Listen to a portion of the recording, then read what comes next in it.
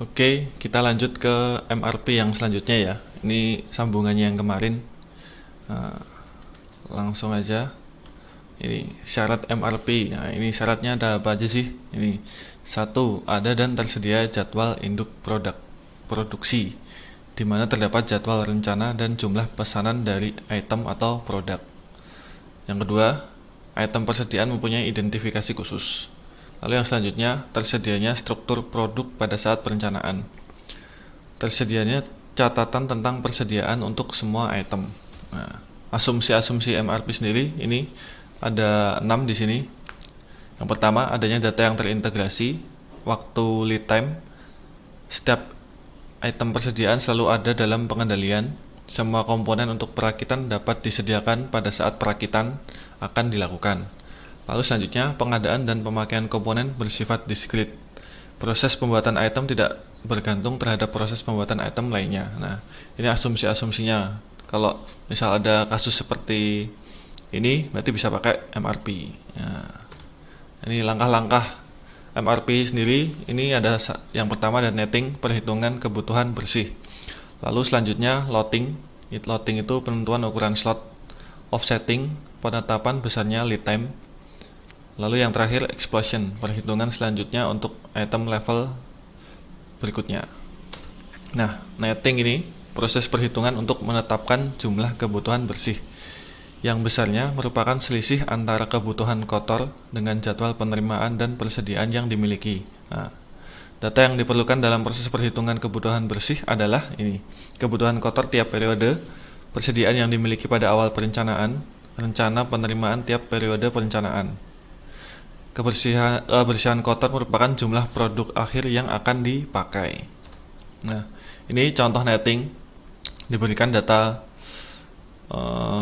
kebutuhan sebelum perhitungan kebutuhan bersih ya. Nah, ini periodenya sampai 8. Ini kebutuhan kotornya di periode 2, 4, 6, 7. Totalnya 72. Lalu jumlah penerimaannya saat periode 3 itu ada 30. Nah, persediaannya ada 23. Tentukan jumlah kebutuhan bersihnya. Nah, ini cara menghitungnya seperti ini. Tadi kan sudah ada persediaan 23 kan. Nah, ini di awal berarti persediaannya 23 di sini. Lalu mulai ada kebutuhan kotor itu di periode 2. Nah, periode 2 jadi dikurangin saja ini min 23. 20 dikurangi min 23 jadinya min 3. Nah, seperti itu. Lalu yang selanjutnya itu kan ada jumlah penerimaan tuh di periode 3, 30. Nah, itu tinggal dijumlahkan min 30 ditambah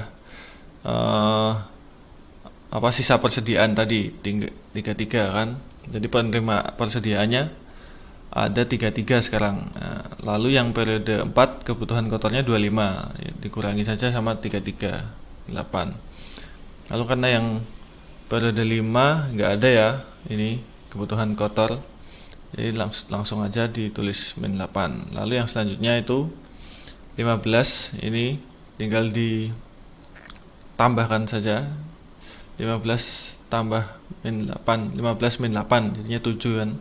Jadi kebutuhan bersihnya karena nggak minus kan, ini berarti ada kebutuhan bersihnya. Lalu yang selanjutnya yang 12, ini karena ininya udah persediaannya udah habis, jadi langsung kebutuhan bersihnya itu 12. Nah, jadi totalnya 19. Nah, seperti ini totalnya. Jadi yang negatif ini di sini jadi positif karena persediaannya ada persediaan, lalu di sini kebutuhan bersihnya ada di sini di periode 6 dan 7. Seperti itu. Lalu yang selanjutnya proses slotting merupakan suatu proses untuk menentukan besarnya pesanan yang optimal berdasarkan hasil perhitungan kebutuhan bersih. Nah, ini contoh di bawah ini memakai teknik ukuran lot yang besarnya sama dengan kebutuhan bersih tiap periode. Jadi diberikan data seperti ini ya. Nah, langsung aja. Jadi kebutuhan bersihnya ini sama dengan ukuran lotnya. Jadi ini sama-sama 19 seperti itu. Gampang sih ini. Tinggal disamakan saja. Lalu untuk yang offsetting, untuk menentukan saat yang tepat melakukan rencana pemesanan dalam rangka memenuhi kebutuhan bersih. Nah, rencana pemesanan diperoleh dengan cara mengurangkan saat awal tersedianya ukuran lot yang diinginkan dengan besarnya lead time. Jadi ini ukuran lot, rencana pemesanannya ukuran lotnya ini nanti ditaruh di rencana pemesanan periode sebelumnya. Nah, seperti ini. Misal ini di periode 6 berarti di 2 periode sebelumnya. Periode 4 ini periode 7 berarti di 2 periode sebelumnya. Seperti itu.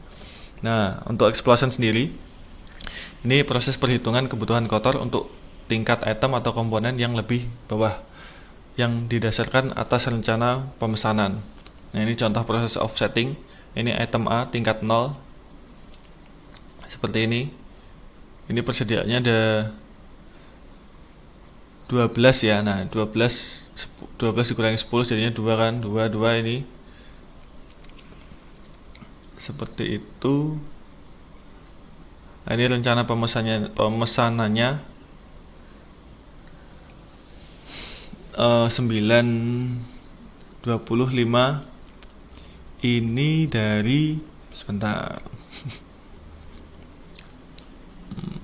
Nah, ini ada jumlah penerimaan di sini 14. Lalu nah ini